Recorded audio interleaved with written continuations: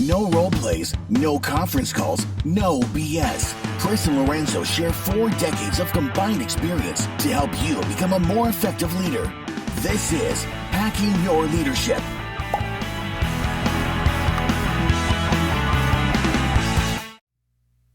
Welcome to Hacking Your Leadership. I'm Chris. And I'm Lorenzo. And Lorenzo, on this episode, I want to talk about something I saw on LinkedIn put out by Timothy Clark. He's kind of an emerging name in the realm of psychological safety.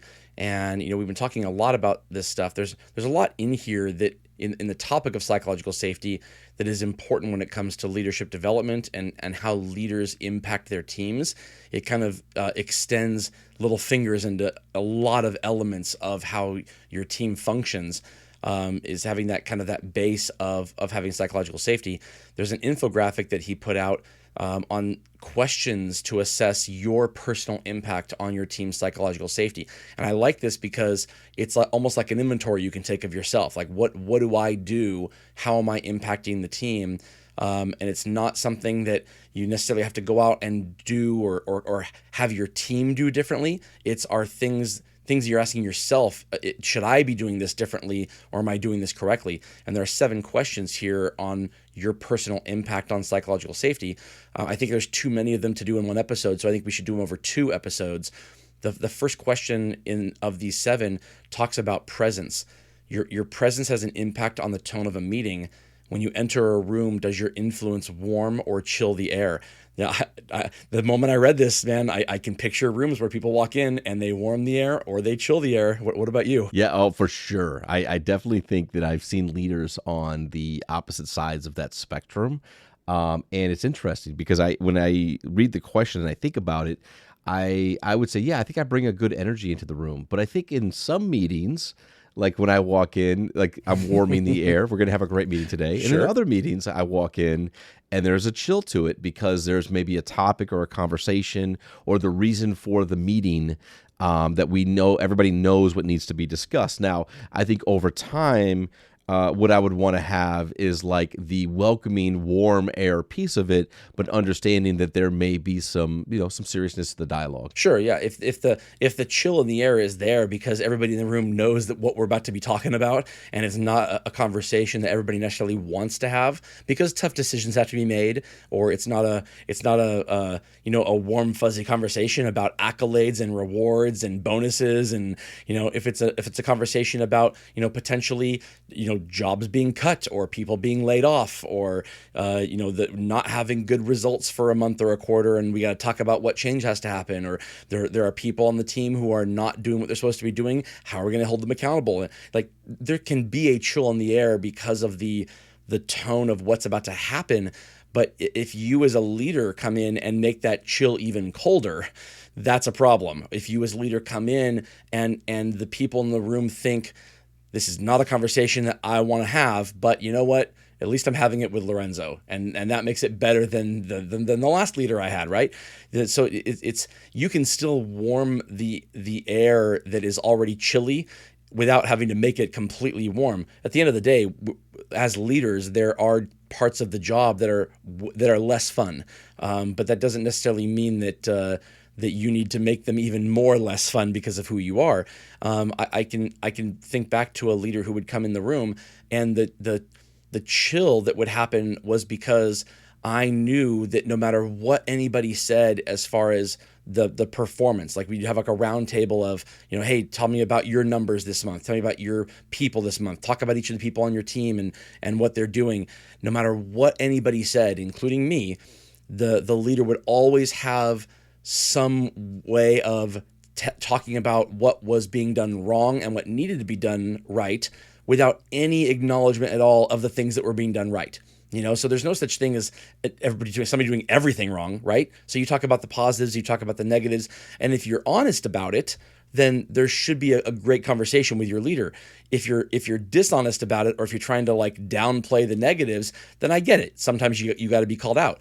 But if you're doing it the right way, I think a leader should have that right kind of balance of acknowledging the positives and then having a nice conversation or a truthful conversation about, hey, there's some things that need to be done here.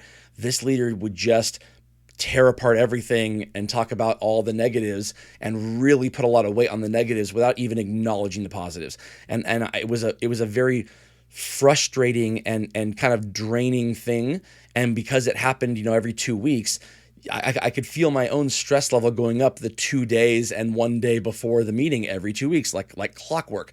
That's the kind of leader that I do not want to have, and I can kind of see it coming a mile away now. Yeah, and to your point, in this context of psychological safety, like what you're describing is not a psychological safe environment. Right. And that's exactly kind of what the question is about. It is less about the content of the meeting and more about the space that's created by the leader. Like, even if we're going to have maybe a tough conversation or talk through some of the things you talked about, at least the people in the room know that there'll be, open and authentic dialogue, that people will not be judged for their opinions, that you'll be able to have an opposing viewpoint and be heard. Like, that's really what this means when it comes to, like, does it feel warm, or is there a chill when you walk into the room?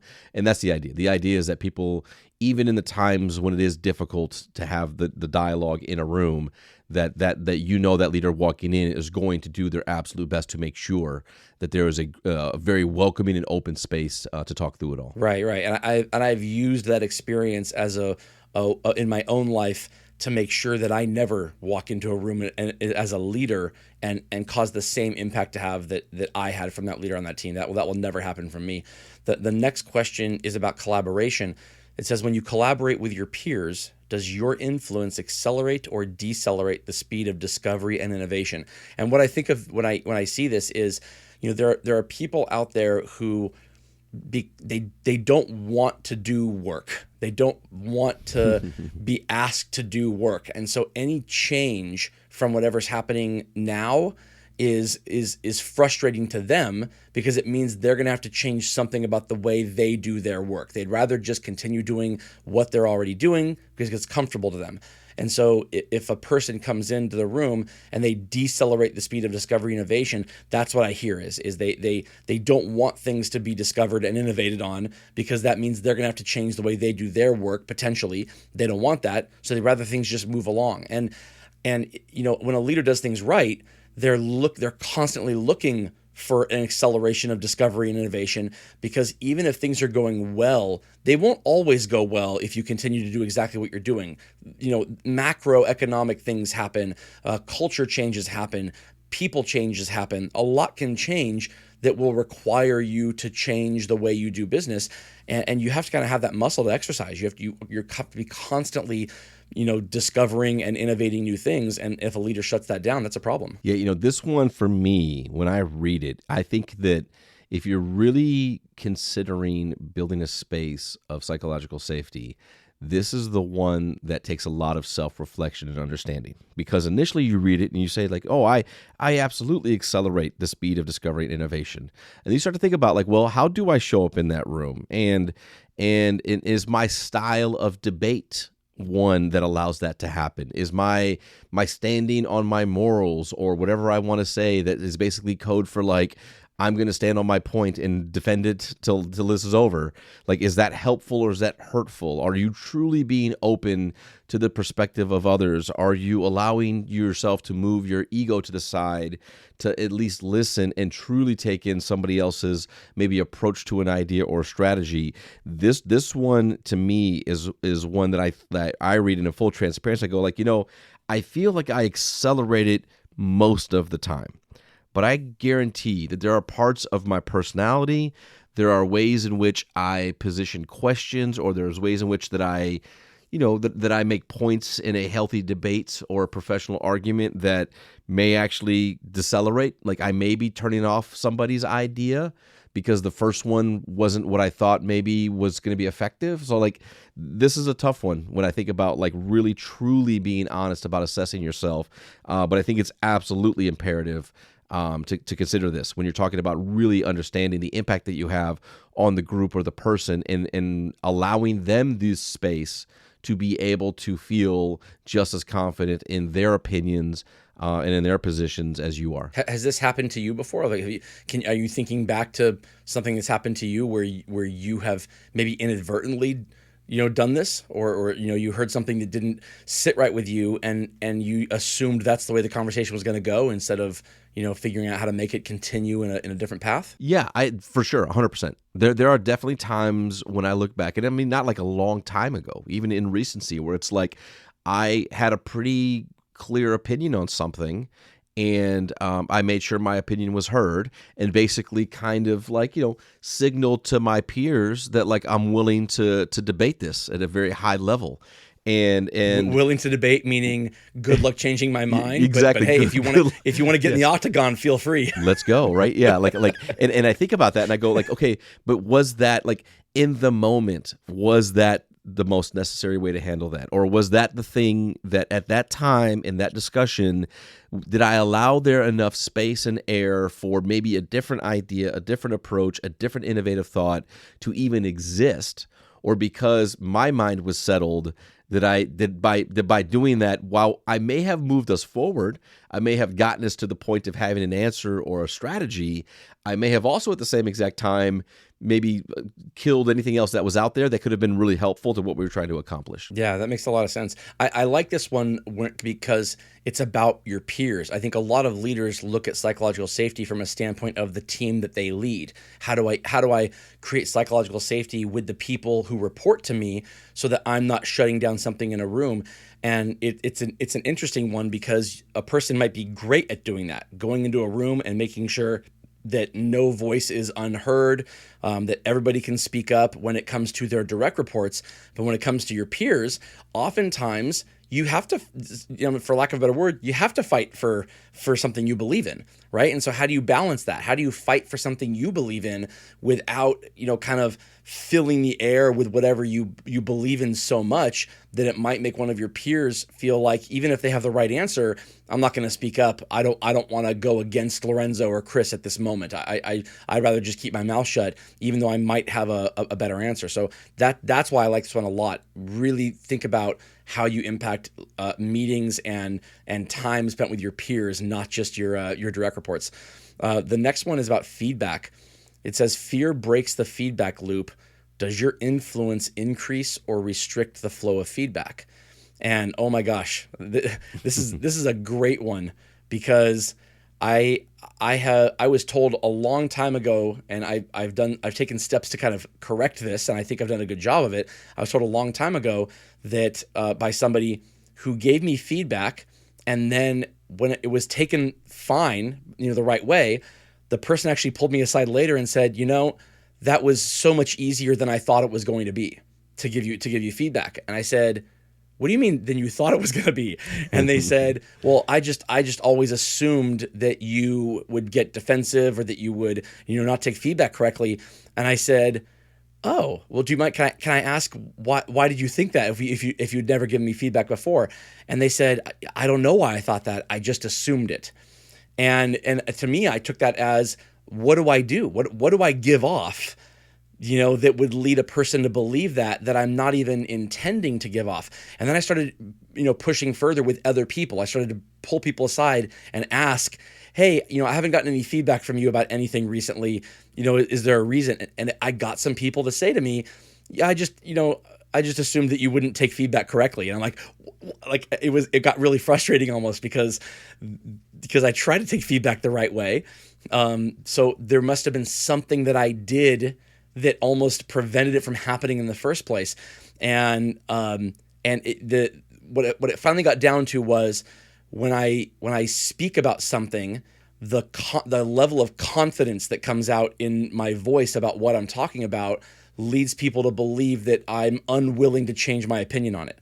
And so going forward, I've tried to not do that as much, to have a little maybe increased level of doubt that I have in my own voice when I'm talking about something, so that it opens the door to people potentially wanting to give feedback. And it has worked in a lot of cases where people have since given me feedback. So I like this. You can restrict the flow of feedback without even taking feedback poorly. And I can speak personally from that one.